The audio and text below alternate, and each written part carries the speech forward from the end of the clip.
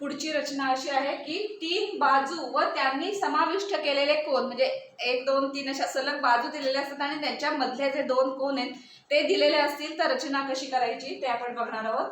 तर आधी जे चौकोन दिलेला आहे त्याची आपण एक कच्ची आकृती काढून घेऊया। चौकोन KLMN, आता LM ची लांबी दिली आणि MN ची दिली, तर LM ला आपण जर बेस म्हणून घेतलं, पाया म्हणून घेतलं, तर आपण साधारण असा चौकोन काढायचा आहे काहीतरी की LM ची लांबी आणि KLMN असेल तर आपण सलग लिहितो, त्यामुळे KLM आणि N अशा पद्धतीने येणार आहे। त्यापैकी याची लांबी आहे 9.5, याची लांबी आहे 11 सेंटीमीटर, त्याच्यानंतर याची लांबी आहे 10.5 सेंटीमीटर। अशा लांब्या आपल्याला तिथे घ्यायच्या आहेत आणि त्यानंतर हे काय M आहे 60 डिग्री आणि N आहे 80 डिग्री, ते पण आपल्याला बघायचं आहे। त्यामुळे हे M आहे, त्यामुळे इथे 60 अंश घ्यायचं आहे आणि इथे N झालं 80 अंश। तर हे आपल्याला इथे असं बसवायचं आहे सगळं। तर आता आपण मेन चौकोन काढायला गेले, तर काय काय लागणार आहे ते बघू। त्यातली एक बाजू कुठली तरी, म्हणजे LM घ्या MN घ्या, कुठली तरी एक बाजू आता आपण पाया बेस म्हणून इथे काढणार आहोत। समजा LM घेऊया, कारण इथे कच्च्या आकृतीत आपण LM पासून अशी सुरुवात केलेली आहे, तर अशा पद्धतीने एक एक एक एक एक काढत जायचं। सोपं आहे अगदी। LM 9.5 हे आपण डायरेक्ट पट्टीतच घेऊ शकतो, हा बिंदू आणि हा बिंदू 9.5, हे दोन बिंदू जोडून घ्यायचे आहेत, म्हणजे ही LM ही रेषा झाली जी 9.5 आहे। त्याच्यानंतर M च्या इथे कोन दिलेला आहे, त्यामुळे आधी कोनाचं बघायला लागेल आणि मग लांबीचं बघायला लागेल। तर कोन दिलाय 60 अंश, तर तो कोन मापकात आधी घ्यायचा आहे, तो कोन 60 अंशाचा, त्यामुळे M बिंदूवर ठेवायचा। आता कुठल्या बाजूने मोजतोय, ह्या रेषेकडनं कोन करायचं, त्यामुळे ह्या बाजूने मोजायचं, त्यामुळे ह्या 0 पासून मोजायचं। इथे 60 दिसतंय, त्या 60 ह्याला आपण इथे मार्क केलंय। आता थोडी मोठी बाजू काढून ठेवायची, कारण कोन म्हटलं की बिंदू कुठे येईल सांगता येत नाहीये, त्यामुळे आपण मोठीच्या मोठी लांब अशी रेषा काढून घेऊया।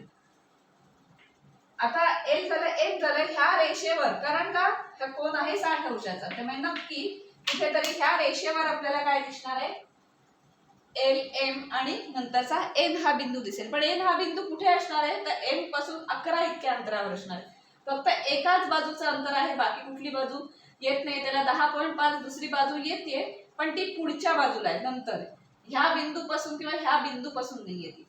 त्यामुळे MN हे एकदा काढून झालं, एक कोन काढून झाला की 11 हे जे माप आहे ते तिथे घ्यायचं, म्हणजे आपल्याला पुढचा मिळेल N हा बिंदू, 11 इतक्या अंतरावर हा N बिंदू झाला।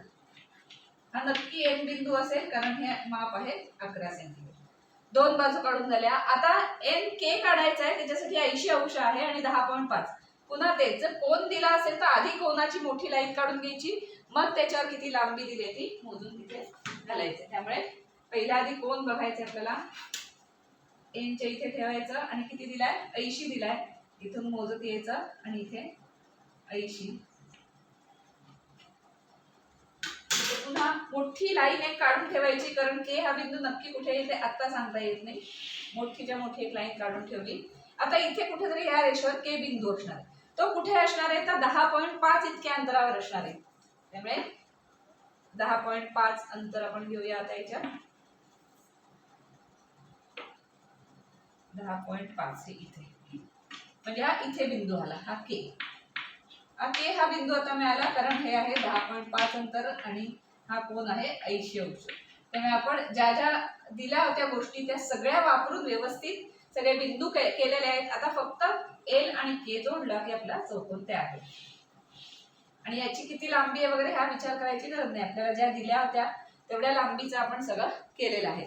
त्यामुळे LMNK हा चौकोन तयार झालाय, त्याच्यात LM MN NK या सगळ्यांच्या लांबी जितक्या आहेत तेवढ्या आहेत, आणि जेवढे कोन दिलेले होते त्याप्रमाणेच कोन आपण काढलेले आहेत। तर अशा पद्धतीने रचना करता येईल। काय होतं, 3 बाजू व त्यांनी समाविष्ट केलेला कोन हे आणखीन जास्त सोपे आहे रचना, कारण एका बाजूने सुरुवात करायची, एका बाजूने, नंतर जरी बाजूची लांबी दिली असेल आणि कोन दिला असेल तर कोन आधी काढायचा मोठी बाजू काढून, मग त्या बाजूवर त्या लांबीने तो बिंदू स्थापन करायचा आणि मग पुढे पुढे पुढे असं करत जायचं। ही रचना आणखीन त्यातल्या त्यात सोपी आहे। तर अशा 4 रचना आहेत. तुम्हाला वेगवेगळ्या गोष्टी दिल्या असतील तर चौकोन कसे काढायचे पुन्हा एकदा हे सगळे व्हिडिओज बघा तुम्ही, म्हणजे त्या स्टेप्स तुमच्या लक्षात येतील की काय दिलं असेल तर कोणत्या स्टेप्सने जायचं आणि ते चौकोन काढायचे. 2-4 वेळा जर तुम्ही या उदाहरणांची प्रॅक्टिस केली तर तुम्ही कधी विसरणार नाहीत. ह्या रचना अगदी सोप्या आहेत, फक्त पट्टी, कंपास आणि कोनमापक याने केलेले आहेत. पुढे ह्या धड्यात आपल्याला आता आयत, चौरस वगैरे यांचे गुणधर्म आणि काही उदाहरणं वगैरे बघायचे.